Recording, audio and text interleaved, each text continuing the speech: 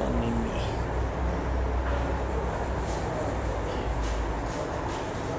So, as you know, we have discussed that synonymy is one situation when we have two different words that mean the same type or that are very similar. In opposition to synonym, we are going to see or review now in a deep way, what is antonym. So antonym is totally the opposite of synonym. Okay? So here we must have two different words, two contradictory words. Okay? And we are going to remember that concept of change of polarity. Change of polarity. If a word is in an affirmative way, we have to put another word in a contradictory way. Okay? If one is positive, then another one must be negative. Okay? So antonyms are also mutually contradictory. For example, in Brazil we can say day and night. They are totally contradictory. But day and afternoon, they didn't have much difference. Okay? They are actually similar. Okay. Here we have some examples, clear examples of antonyms. Like in 16a, when Alvin is watching TV now, and in 16b, we have the contradictory situation, action. Alvin isn't watching TV now. So the concept of antonym is very simple.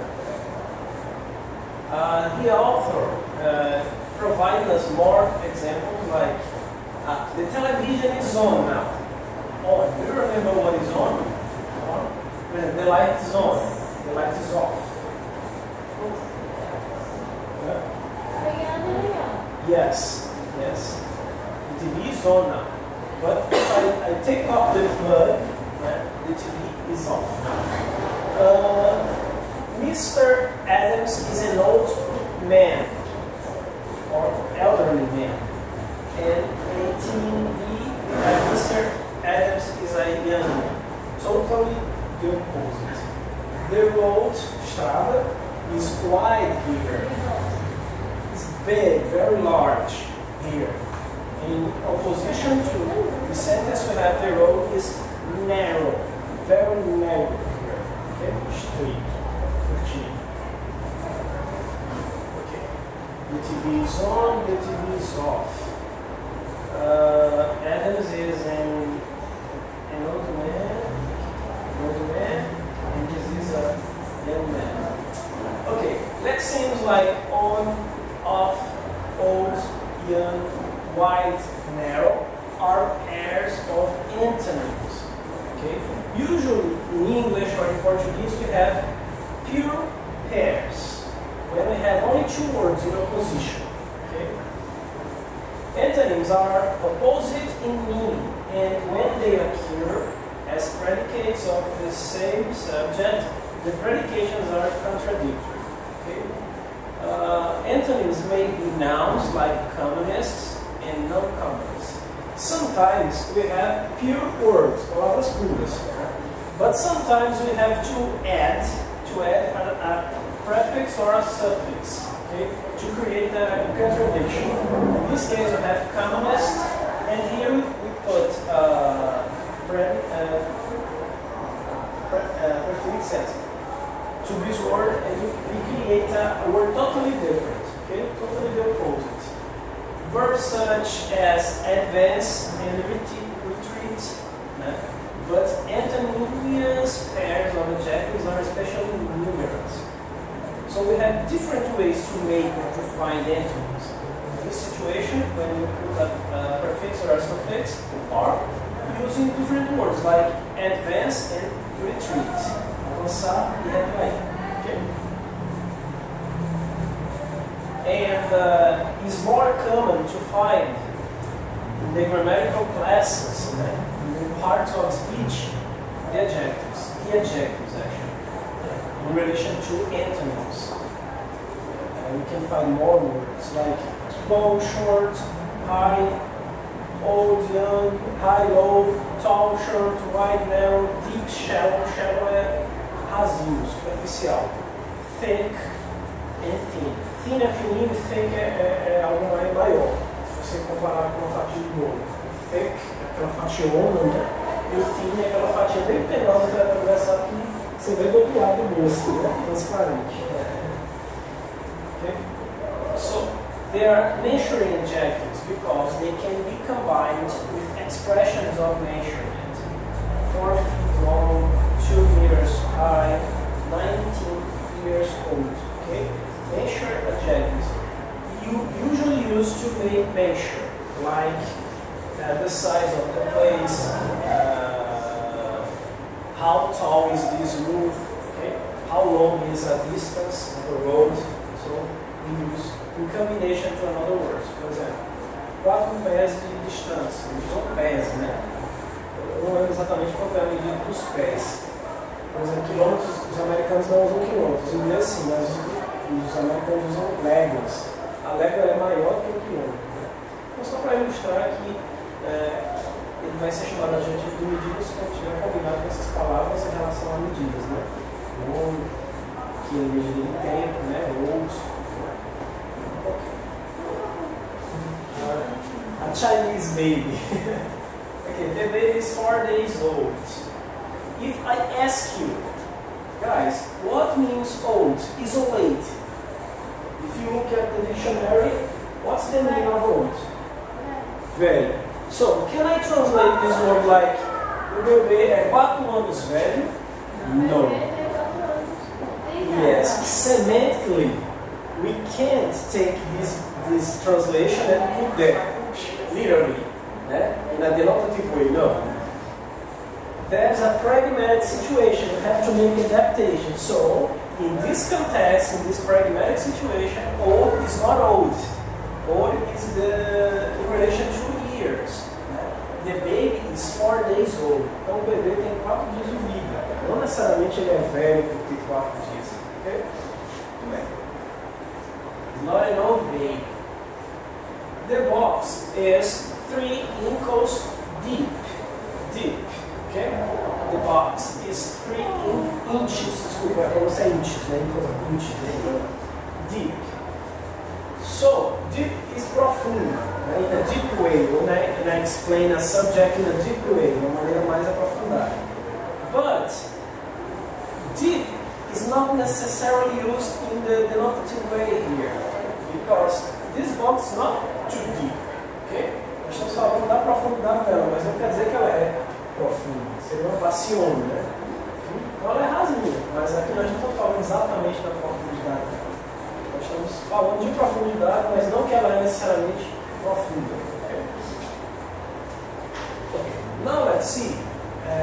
We have seen that there are different ways to find antonyms, or using 2 different words, or using prefixes and suffixes. Okay?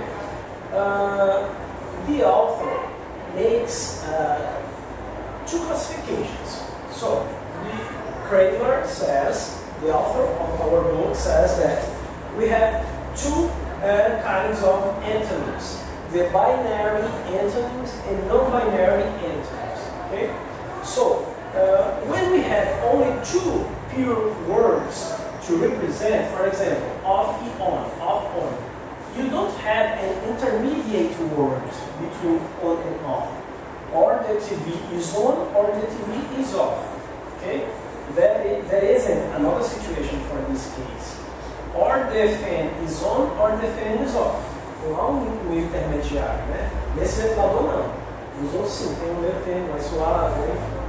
But binary antonyms is the situation when you have only 2 pairs of antonyms. Okay? You don't have an intermediate way. And non-binary antonyms is when you have a hierarchy. different degrees between the two antonyms. Okay? I'm going to show you some examples. So, on and off are binary antonyms. An electric light or a radio or a television set is either on or off. There is no middle ground. Não tem nenhum nível intermediário. Quando é que eu digo que tem nível intermediário? Quando tem outras palavras que se encaixam. Tá? Às vezes você fica na dúvida, assim, qual o sinônimo de uma coisa? Mas será que é isso ou será que é aquilo? Eu não lembro agora, mas no português tem muito. Você fica, e essa palavra não é sinônimo dessa? Essa não é antônimo daquela? Enfim. Né? Por exemplo, não, esse é um exemplo bom. Eu dava um exemplo de doce salgado, mas não. O doce é amargo, não é antônimo. Mas eu vou ver aqui exemplos, vamos ver aqui no inglês mesmo. For example, on and off. So we have only two words. So we can say that this pair is a binary antonym. Entendeu? Ok, vamos lá. É assim, ele vai dizer que a diferença dos antônimos binários para os não binários são: quando você tem antônimos puros, isolados, por exemplo, se eu uso, vamos pegar o exemplo do ventilador de novo. Para o ventilador, só posso dizer que tem duas oposições: ou ele está ligado ou ele está desligado. Não tem um meio termo. Pré-ligado, pós-desligado, não tem, né? Não tem outro antônimo que se misture aqui que possa ficar entre eles. Binários. Binário porque só tem duas possibilidades. Ou dois extremos. Ou ele está totalmente ligado, ou ele está ou é uma coisa ou outra. Não tem um meio termo.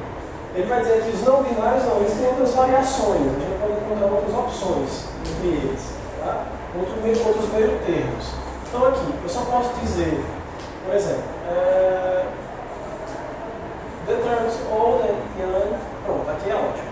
Ele vai dizer que, por exemplo, já old e young não são binários. Eles aparentemente são, mas não são. Por quê? Eu posso dizer, não existe um meio termo entre velho e jovem? Qual é? Qual é a fase? A gente chama que entre os velhos, os adultos e os jovens. Porque não é jovem, adulto. Pronto, vamos pegar como se fosse adolescente, né? Vamos botar assim, crianças e adultos. Aí cabe meio adolescente. Então, né, criança e adulto são antônimos. São diferentes, são posições. Mas entre eles cabem outras classificações, né? Temos adolescentes. É diferente de ligado e desligado. Não tem meio termo.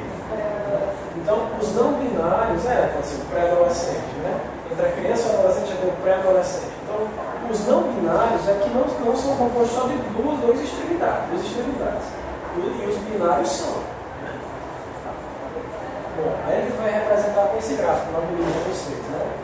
Então, por exemplo, o caso de dead and alive, morto e vivo. Né? Morto e vivo. Não está nem morto nem vivo. Eu acho que todo mundo pensou nisso, é verdade. Se botar em coma, é verdade. Mas assim, mas de qualquer forma ele está vivo, ele está em coma, pode ficar à vontade. De qualquer forma ele está vivo, não está vivo, mas está, ele está em coma. Okay? E os não binários, ele botou esse espaço aqui porque é uma construção lacuna que pode caber outros termos, outras opções. Tá bom? Deu para entender agora?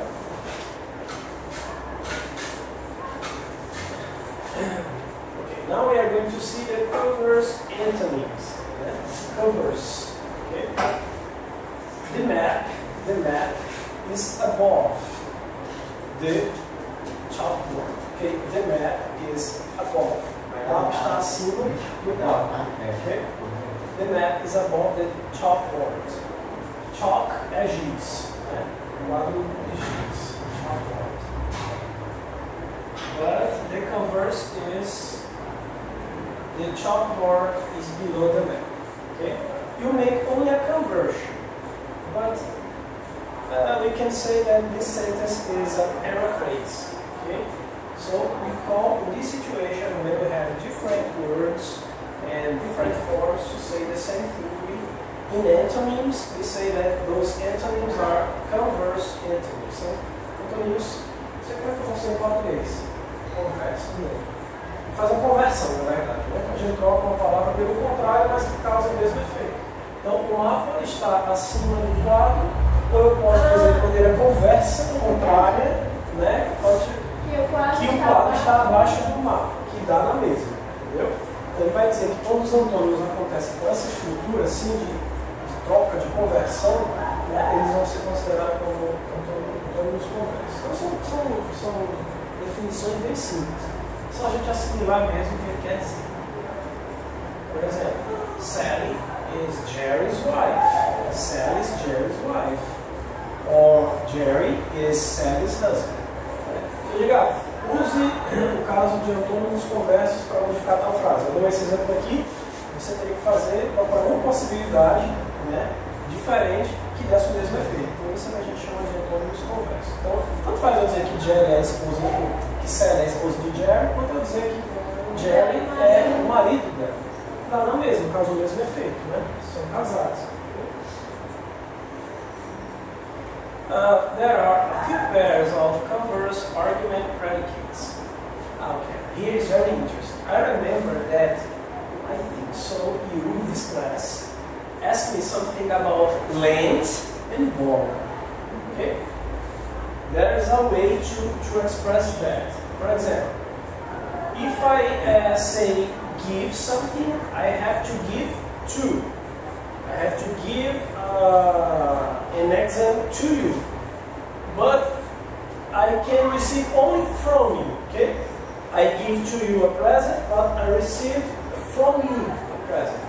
Yeah? I sell to you a present, eu envio para você um presente, but I buy from you a present.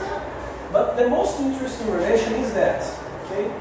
Even to me, it's very complicated to remember. Emprestar. Oi? Oh, desculpa, vender. Eu confundi com send. Send que é send. Obrigado, thank you very much. É vender. Que passado seria sold, né? Okay, but the most interesting here is emprestar. In English, we have a different relation, a converse relation.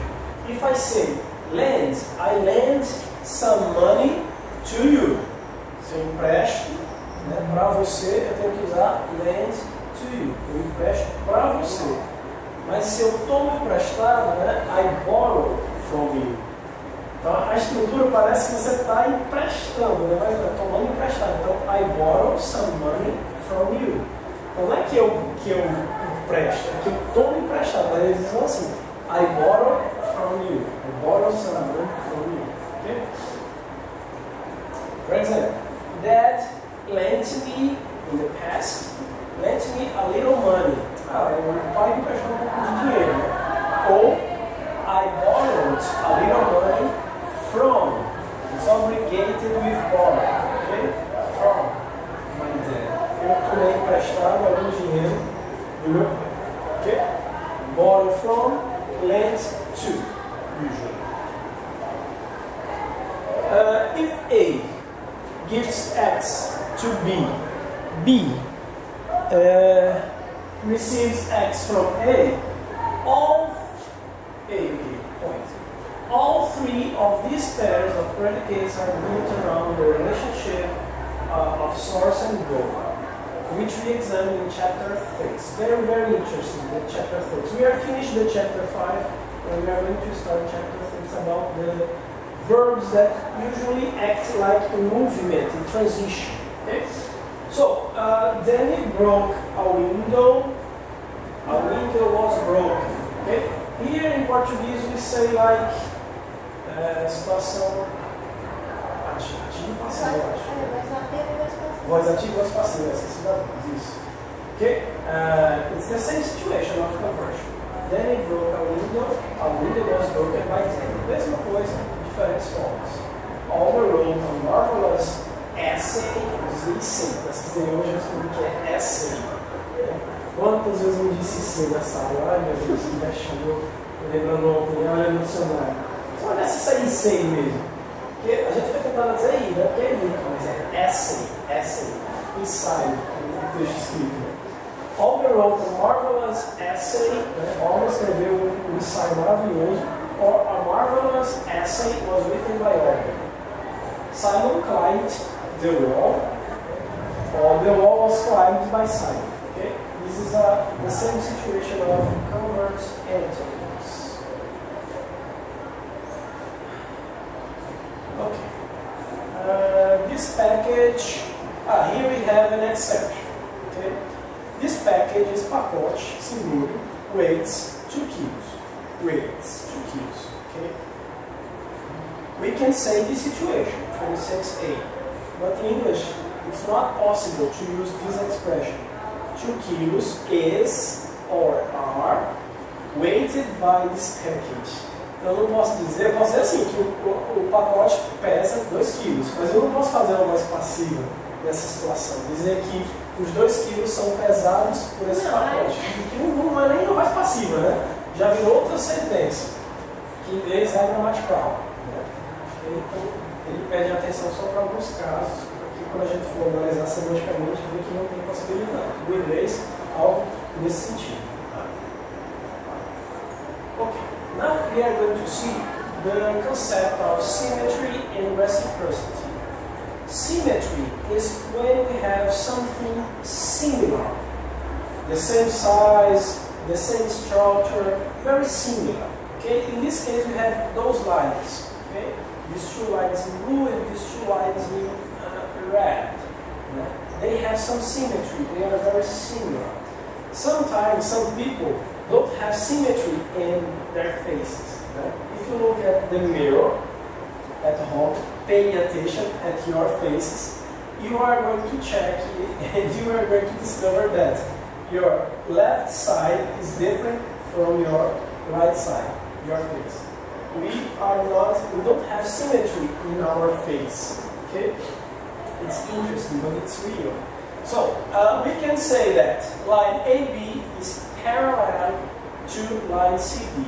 They have some symmetry, they are very similar. Okay? Line CD is parallel to line AB. So, we can say in general that line AB and CD are equal. When we can say in a general way, this conclusion, we can say that they have some symmetry. Okay? Então, se eu posso dizer de maneira geral que A, B e C são iguais, então eles têm simetria.